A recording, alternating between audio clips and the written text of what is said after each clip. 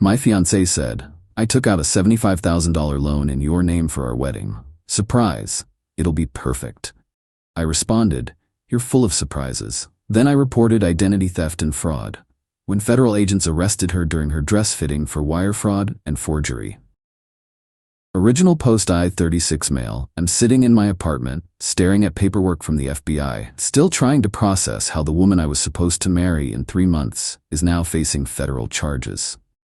2 weeks ago, my fiancée Natalie, 33, destroyed our entire future with what she called a surprise gift. We'd been together for 4 years, engaged for 1. The wedding was planned for September. Nothing crazy, maybe 80 guests, nice venue, the works. We'd agreed on a $25,000 budget. I'd saved $15,000. She claimed she had $10,000. Seemed reasonable. Then came the Thursday that changed everything. I was working from home when Natalie burst through the door at lunch, practically vibrating with excitement. "Baby, I have the most amazing surprise. Our wedding is going to be perfect." She pulled out her iPad, started showing me photos. Luxury venue upgrade, designer dress that cost more than my car, 7-tier cake, celebrity wedding planner. Flowers flown in from Ecuador. "Nat, this looks incredible, but we can't afford." "That's the surprise." She was beaming. "I handled it. I got us a loan. We agreed no debt for the wedding. But listen, it's in your name, so the interest rate was better. Your credit is amazing, mine's still recovering from student loans. It's practical." My blood went cold. "What do you mean it's in my name?" She pulled out a folder. Loan documents, $75,000. My name, my social security number, my forged signature. "I practiced your signature for weeks to get it perfect. Isn't that romantic?"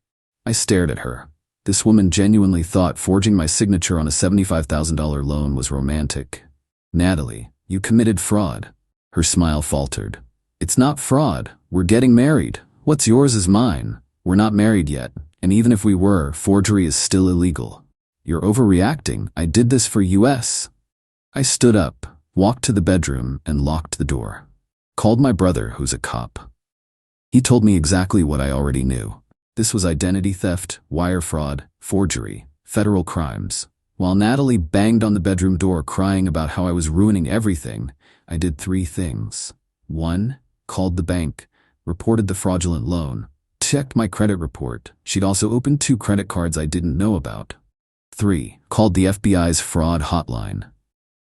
The agent I spoke to was very interested when I mentioned the amount and that it crossed state lines. The loan was from an online lender based in another state. Update 1. The next morning, while Natalie was at her yoga class, I went to the FBI field office with every document I could find. The loan papers, the credit card statements, screenshots of her texts admitting to it. She'd actually bragged to her bridesmaids group chat about her brilliant solution. Special Agent Rodriguez took one look at the forged signatures and whistled low. "Ma'am really thought this was okay? She thinks we're getting married, so it doesn't count." "That's not how the law works." They opened a federal investigation immediately. Wire fraud over $50 is a serious federal offense. The forged signatures were almost perfect. She'd clearly practiced extensively, which showed premeditation. When I got home, Natalie was waiting with her mother, Barbara, and sister Qley. "How dare you?" Barbara screamed. "Natalie told us what you did, calling the FBI on your own fiancé." "She committed fraud, Barbara. She was planning your wedding with money she stole by forging my signature." Qley jumped in. "It's not stealing if you're getting married. God, you're so dramatic." Natalie was crying those perfect manipulation tears. "I just wanted our day to be perfect. Every girl dreams of her perfect wedding. Every girl doesn't commit federal crimes to get it? You're really going to ruin my life over this? You ruined your own life when you forged federal loan documents." Barbara threatened to call everyone and tell them what a monster I was. "Everyone will know you had your fiancé arrested." "Good. Tell them why while you're at it." I served Natalie formal eviction papers. She wasn't on the lease. She had 30 days to get out. The screaming that followed probably violated several noise ordinances. But the best part? Natalie tried to use one of the fraudulent credit cards she'd opened in my name to hire a lawyer. It was declined because I'd already frozen them. Update 2. The entitlement escalated quickly. Natalie moved back with her parents but didn't go quietly. First, she tried the emotional manipulation route. Showed up at my work with flowers, crying, "Please, just tell them it was a misunderstanding. We can still get married." Security escorted her out when I called them. Then came the family assault. Her father, Richard, called me. This man, who'd been mostly silent our entire relationship, suddenly had opinions. "Son, let's be reasonable. Natalie made a mistake. A big one, sure, but dropping the charges is the right thing to do." "I didn't press charges, Richard. The federal government did. Once you report fraud of this magnitude, it's out of my hands. There has to be something you can do." "There is. I'm cooperating with the investigation." "You're destroying her future over wedding planning. She destroyed her own future with wire fraud." He hung up on me. Then Barbara tried a different approach. She actually offered me a bribe. Showed up at my apartment with a check for $10,000. "This should cover your troubles. Just tell the FBI it was a misunderstanding." "Barbara, you're attempting to bribe a federal witness. That's also a crime." Her face went white. "You wouldn't dare report me." "Try me." She left quickly after that. But Natalie wasn't done. She started a social media campaign, posting about how her abusive ex was trying to ruin her life because she wanted a nice wedding. The comments were split. Some people bought it, others pointed out that fraud is still fraud. Then she made her fatal mistake. She created fake emails, supposedly from me, admitting I knew about the loan and approved it. She sent these to the FBI agent handling the case, thinking it would get her off the hook. Special Agent Rodriguez called me within an hour. "Your fiancée just added falsifying evidence and obstruction of justice to her charges." The emails came from an IP address traced directly to her parents' house. The arrest happened 3 days later. Update 3. I got the call from Agent Rodriguez at 2 p.m. on a Tuesday. "We're arresting Ms. Morrison this afternoon. Thought you should know." "Where?" "Well, according to her social media, she has a wedding dress fitting at 3 p.m. at Bella's Bridal." The irony was perfect. I didn't go watch, but I heard about it from everyone. Federal agents walked into Bella's Bridal while Natalie was literally standing on the pedestal in a $12,000 dress, bought with one of the fraudulent credit cards. Her bridesmaids were there. Her mom, her sister, the works. According to witnesses, she tried to run in a wedding dress with a train. She made it about 10 feet before tripping on the tool.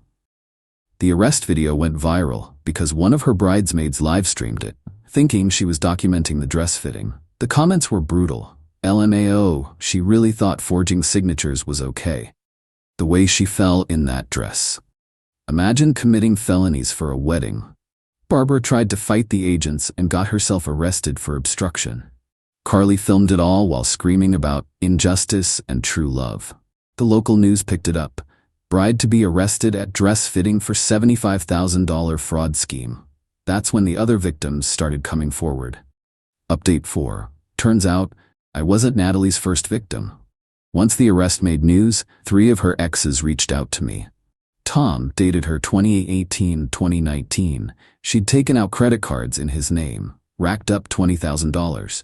He'd paid it off just to make her go away because she threatened to tell everyone I was abusive if I reported it.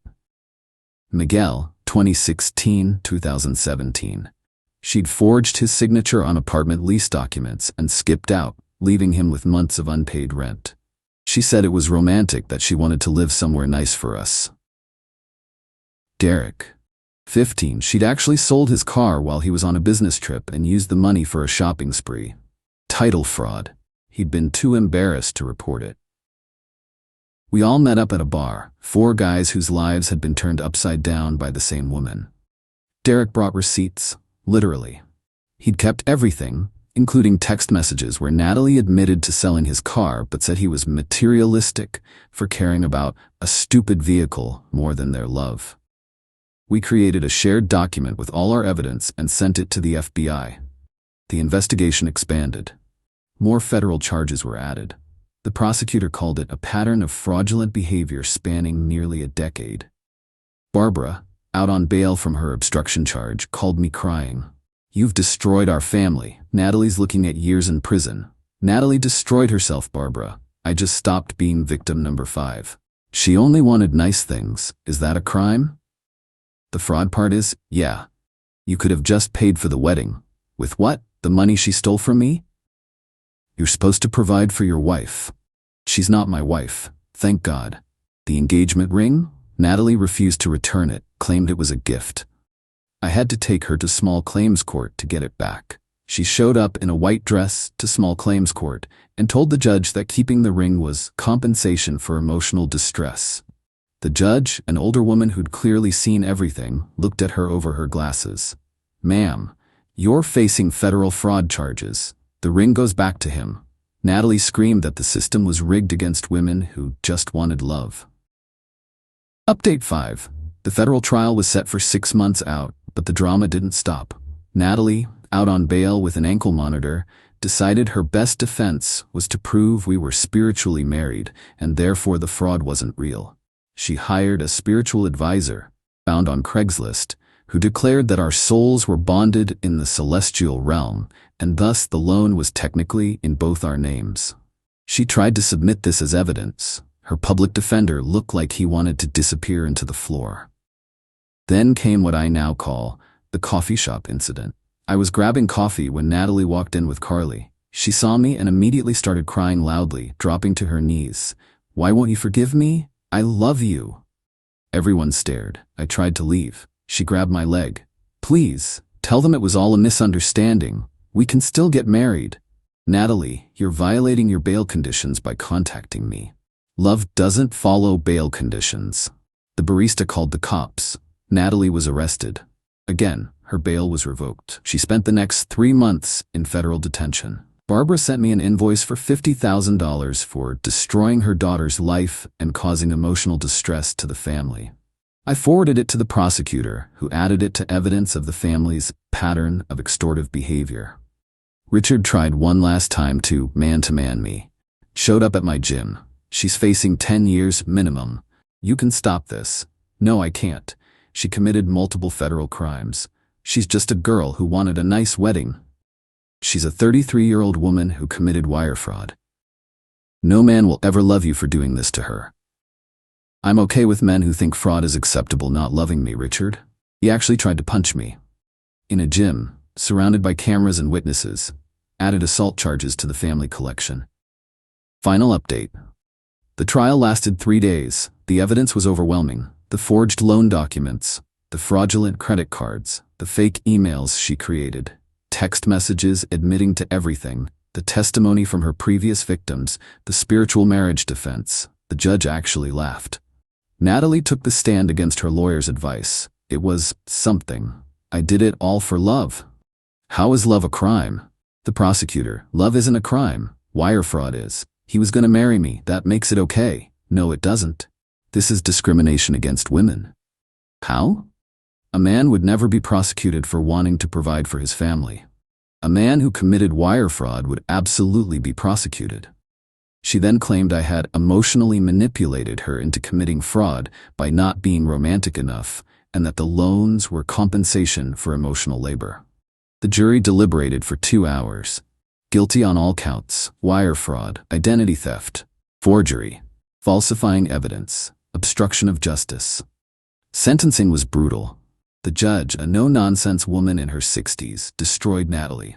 Ms. Morrison, you've shown zero remorse, zero accountability, and zero understanding of your crimes. You've attempted to manipulate this court with elaborate fantasies about spiritual marriage and cosmic bonds. You've portrayed yourself as a victim while destroying multiple people's financial lives. You are not a romantic heroine. You are a serial fraudster. 8 years federal prison, 3 years supervised release, full restitution to all victims. Barbara screamed. Qley fainted or pretended to. Richard had to be restrained by bailiffs. Natalie turned to me as they led her away. I'll wait for you. Our love is eternal.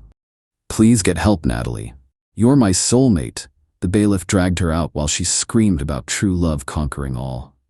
Barbara tried to spit on me outside the courthouse. She missed and hit a reporter. It made the evening news. The epilogue? The bank forgave the fraudulent loan since it was proven I had no knowledge. My credit has been repaired. I'm in therapy to deal with the trauma of almost marrying a sociopath who thought fraud was romantic.